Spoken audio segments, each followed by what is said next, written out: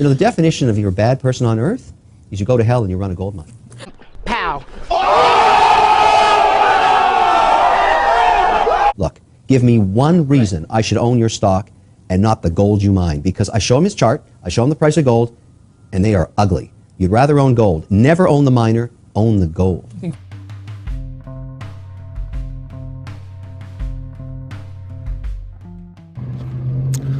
What's up, guys? It's Len, the Potter Stacker, and I want to share a clip with you that I think is really important because, you know, we go through these cycles where big stacking channels all at the same time start to promote the same bullcrap mining stock, and it seems that time has come around again. So I feel it's my responsibility as a contrarian and as a longtime stacker to just warn you about this. There isn't a worse investment that you can make than a mining stock, in my opinion. And more importantly, mining stocks have nothing to do with stacking. Why is that important? Because the people who are promoting this to you are stackers who do not care about your financial well-being. If they did, they wouldn't be promoting this. So either they're malicious or they're ignorant. For me, I'm not going to tell you what to do, but for me, I disregard these channels and unsubscribe from them once I see them come up. Even after you unsubscribe from these folks, though, they still show up in your feed because it's common with the things that you're currently watching, like other stacking channels. So I saw this come up today. I'm not calling out anybody.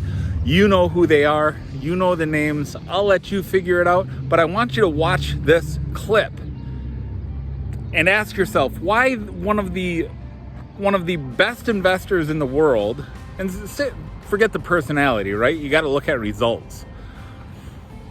Why one of the best investors in the world is telling you, stay away from mining stocks. Ignore them. Just stay away from them. And for me, I'm going to stay away from the stacking channels that are shilling for them. So enjoy the video, guys. If you're not subscribed already, I hope today is the day I earn your subscription, and I hope in the comments, if you disagree, you will tell me where I'm wrong, or tell me where you think Kevin O'Leary is wrong.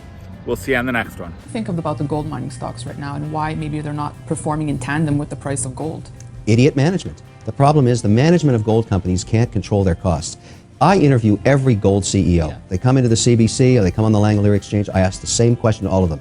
Look, give me one reason I should own your stock and not the gold you mine, because I show them his chart, I show them the price of gold, and they are ugly. You'd rather own gold. Never own the miner, own the gold. You think physical gold? Yeah, well, here's what I do. I own physical gold for 50% of the position, so 2.5% weighting, and I use the GLDs, which are an American US pay or US currency, product, and then I, supposedly own the physical gold that way. But what I like about the GLD is I can trim my weighting every month. So when it gets over 5% weighted, I ping off a few GLDs, or I buy in the GLDs. Right. Physical gold, I go hug at night. Right. I think the thesis that many people are bringing to me now is, why not switch out of gold and the GLDs and buy the miners? They've had the living, you-know-what pounded out of them. Yeah. They're at the lowest valuations vis-a-vis the commodity itself. Right. And I say they're going to go lower. Wow. I really do, because there is no reason to own, if you look at almost everyone except the royalty ones, their costs keep going up in every case. I say they're mismanaged. I say if a manager can't control his costs, fire him, get somebody else who can. Because if your cost of mining the actual ounce keeps going up, why would I ever buy the stock? What? Give me one reason. There's no mining CEO you like right now? Oh, I love them all. I just would never buy their stocks. They're great people. Right. But you tell me one reason I should own the common. Give me one reason. Dividends are practically nil across the sector. You have huge operational risks. You've got idiot management in the juniors. Not that they're bad people. I'm just saying the cold, hard truth about investing. If you want exposure to gold, buy the gold. Forget the miners. But do you think part of the problem is there's too many juniors on the scene for gold? Oh, it's just a wasteland. It's carnage out there. We had the PDAC conference here. They were rolling in like ants into the CBC to get interviewed. I talked to all of them until the story got to be the same. Like, it's the same story. Oh, woe is me. I can't raise any dough. My costs have gone too high. The mine is delayed 6 months. We're not in operation. After a while, it's just the same drone. It's boring. And I'm thinking to myself, these poor guys, their life must be hell. The definition of you're a bad person on earth is you go to hell and you run a gold mine. Okay, Kevin, tell me, why do you like gold? I like gold because, in a way, it's a stabilizer. It's an insurance policy. I listen to all the gold pundits, and they're always wrong as far as I'm concerned. It's possible to time the moves. I've owned gold for decades, and I simply have a 5% weighting. I look at it quarterly. When it becomes more than 5%, I sell into the strength. And when it weakens, I buy into the weakness. It's just a stabilizer. You know, I'm not one of those guys that's going to go to 40% weighting in gold. Okay. I don't believe the hyperinflation story. It hasn't happened. Gold is popular for a whole host of reasons.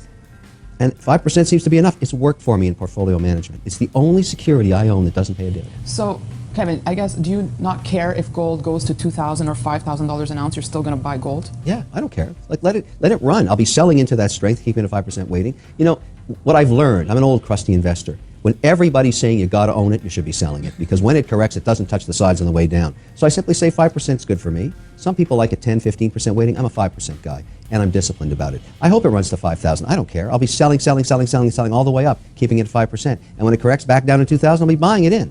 It's fun. That's the way you should work with gold. Never get so caught up that you take all your dividend yielding securities that are also a hedge against inflation and put it into a commodity like gold.